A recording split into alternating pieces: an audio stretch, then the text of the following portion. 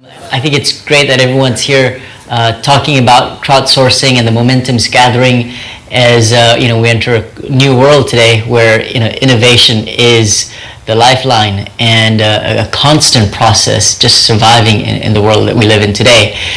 With so many challenges, so many advancements in technology, I think it's imperative that all of us figure out constantly new ideas, and increasingly ideas are coming not just from sort of a small group, but rather opening it up to ideas from outside. And for us at AirAsia X, that's really been in our DNA from the start. We were launched in 2007 as an experiment, if you will, to prove that you can indeed make a long-haul LCC model work when previously everyone said this is an impossible thing to do. Why? Because there's this idea that others have tried and they failed. And the established global LCCs in the world, whether it's the Southwest of the world in the US, EasyJet and Ryanair, they said, well, they're going to stick to their knitting, stick to short haul, and they don't do long haul. So there must be some prevailing wisdom there. And, we basically, didn't take those assumptions, and we said there must be a way, because if there is latent demand, it's just a matter of figuring out how do you create the operating model that can unleash that demand. And so AirAsia X was born as an experiment. We started from scratch, and I think that was also why I was brought on from outside the industry. I came from the television satellite broadcasting industry, specifically to challenge all the conventional wisdoms, the practices in the airline industry, whether it's in the full service model or the traditional LCC model, to say, well, why are things being done a certain way? And I think there's a lot of value to asking why or why not, and especially 5 levels of why, effectively like being a 5-year-old kindergarten kid and just asking why, and when you get down to the root of it, you'll find that sometimes existing practices are there just because that's been the way it's been done, but actually the external circumstances have changed, and it creates new openings for different ways of doing things. So right from the start we said, just because LCCs do things a certain way, it doesn't mean that we must follow that. Ultimately, though, I think the key for our success was to be able to really identify that consumer insight. And for us, in simplistic terms, without going through the full details of the model, is to recognize that for airlines all around the world, when they fly long haul, they've always been focused on serving the premium passengers. That's where they make a bulk of their revenue and profits. And the thing is, customers in the premium segment, those in the first class and business class cabins, have very distinct requirements. They are much more time sensitive than they are price sensitive. And so the entire global long-haul airline industry was structured in terms of the flight schedules to meet the convenience, the time requirements of these passengers. And that's why you might find a lot of long-haul flights leaving late at night, for example, from Singapore to London, arriving first thing in the morning, or arriving in Sydney first thing in the morning.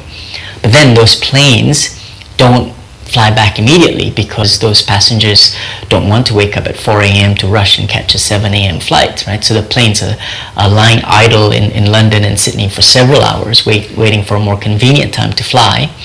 And it's that arbitrage that we exploit, because our focus was a completely different customer segment whose requirements are not time driven but price driven. So passengers who care less about flying at a particular time, but more about the cost of flight. And so we were able to exploit a significant 30% aircraft utilization advantage by basically optimizing our flight schedules just to maximize utilization, rather than the convenience of arriving and departing times or the convenience of connecting transfers. And we've been able to prove that with operating at one of the world's highest aircraft utilization rates at about 16-17 hours a day, versus full service carriers flying at about 12 hours a day. That's a significant gap. And when you layer on top of it the fact that every flight now has over 30% more seats, because you don't take up a lot of real estate for first class and business class cabins, even if your price per seat is 50% cheaper, every flight you've got 30% more seats, and every year you've got 30% more flights, and that means in 1 year you make the same revenue base as a full service carrier does with the same brand new plane. And that really came from understanding a specific customer insight that's very different from the conventional wisdom. But we didn't stop there, because there are a lot of other things that require us to keep tinkering with the model, and there were many things that we did right from the start. For example, in 2007, we in AirAsia X said, you know what, all the other LCCs were offering this free seat system, right? You can remember in the old days, people were rushing to get on the plane to just grab whatever favorite seats they had on board, and that idea was just to keep that 25-minute turnaround fast. In our case, we said, well, with a big wide-body plane, you don't want 300 plus people storming on the plane trying to grab seats. So we came up with an assigned seating model and had differential seat pricing. For example, seats with extra leg room by the exit doors price more and then regular seats. And that allowed us to create a whole new revenue stream, and it made the passenger experience more comfortable, because people had the assurance that they had the seats that they want, especially for those traveling in groups. And we found a way of executing it without sacrificing the aircraft turnaround time. Now, interestingly, since we've launched that, a lot of other LCCs, short-haul LCCs, have also adapted the model. And interestingly, some of the pioneers that I mentioned earlier are only now, in 2012, changing from a free seating model to an assigned seating model, something that we did from the start. Many other things that we did up front, we introduced pre-booked meals, because we said, on a long-haul flight, if you get the quantity of meals wrong, it's a very unpleasant experience to go for an 8-hour flight without enough food. But at the same time, if you cater for too much food, there's a significant wastage cost. So we introduced the concept of pre-booking your meals, and therefore being able to load just the right amount of meals for the flights. And that delivers a better customer experience and reduce wastage costs. And this was something that other LCCs started to emulate. Many other things.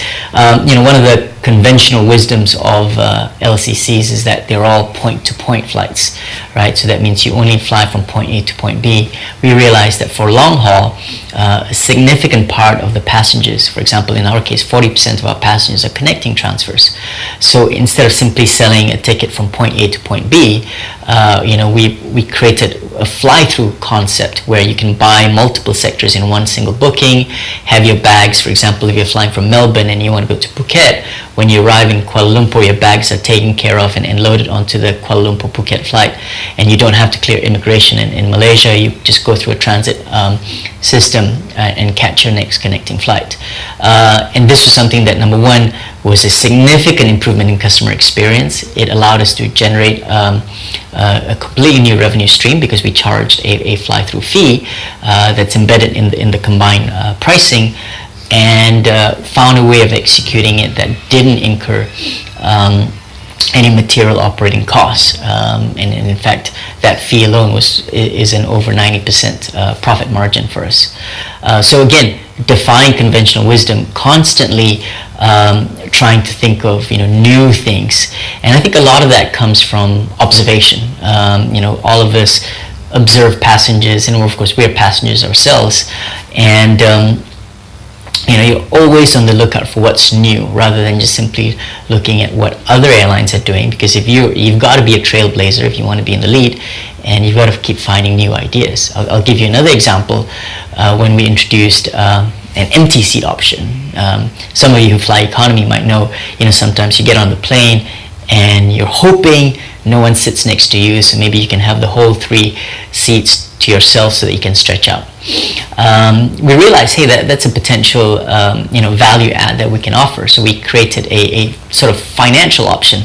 We call it an empty seat option, where you pay a small fee, something like $10 or $20, for a chance, not a guarantee, a chance to get all 3 seats in a row to yourself. So we sell a limited number of these options. They're dynamically priced, And if on that particular day we don't sell every single seat of the flight, which happens quite a fair bit since our average load factors are about only 83-84%, there's a good chance that we can deliver you all 3 seats in a row. And if we do, we keep the $10 or $20 that you paid up front. But if we don't, and we last minute we sell every single seat, then we'll refund you back that $10 or $20. And that's, that creates a whole new revenue stream out of a zero cost base, because that inventory would have been fungible and would have flown empty. It's a great, customer enhancement for their experience, and it's just from observation and just constantly thinking, what's new? And we've got a whole slew of initiatives coming on board, especially once we are able to get a Wi-Fi environment, a lot of very interesting things with shopping and everything on board. But it's this, it's really about the DNA of saying, we've got to keep trying new things. We've got to keep, listening out for new ideas, whether that's internally in the organization or externally amongst our customer base. And of course, social media gives you that ability to connect with people. But one last thing I just want to add is part of the whole culture of experimenting and innovating is the principle that you have to accept that you're going to fail, because it's practically impossible to always get every single idea right? And so our philosophy is, if you get 6 or 7 out of 10 things you try right, you're doing great, right? And the key is, when you make those 3 or 4 things wrong, how do you course correct very quickly, instead of getting bugged in a blame game? Whose fault was it? Was it marketing's fault or engineering's fault or flight operations? And it's that culture of fault finding that typically inhibits organizations from wanting to try new things, because oftentimes the downside is much bigger than the upside recognition, right? So there's a lot of inertia against trying to change something that seems to work well, right? But the problem, of course, is if you're comfortable where you are, there are going to be more and more people like us, who come into this industry, come from a different perspectives, and are going to shake things up by just constantly trying new things. So in our case, I think just building that culture where, you're not afraid to fail, you move fast when you do it. And there are, many examples, from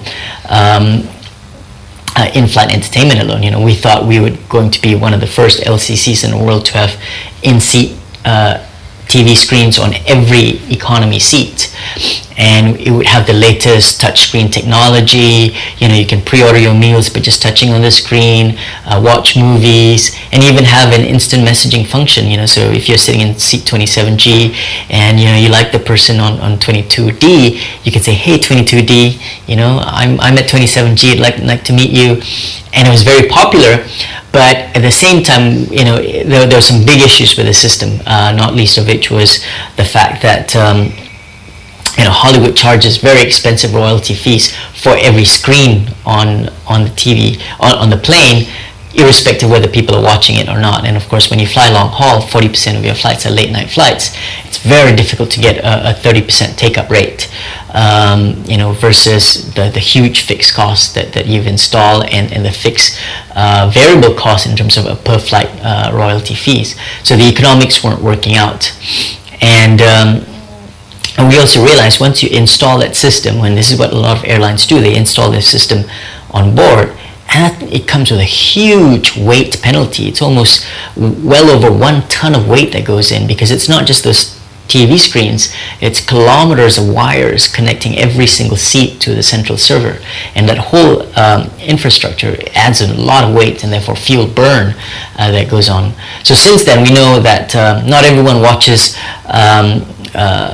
wants entertainment on board, but those who do really want it, especially if you've got kids, and these days people are increasingly traveling with their own entertainment devices. So we've now scrapped all of that infrastructure and have used portable Samsung Galaxy tabs, which are available for rent with content on board. And it's obviously much lighter. It's a profitable business because you can tailor the exact quantity based on the forecasted demand on the passengers on that particular flight.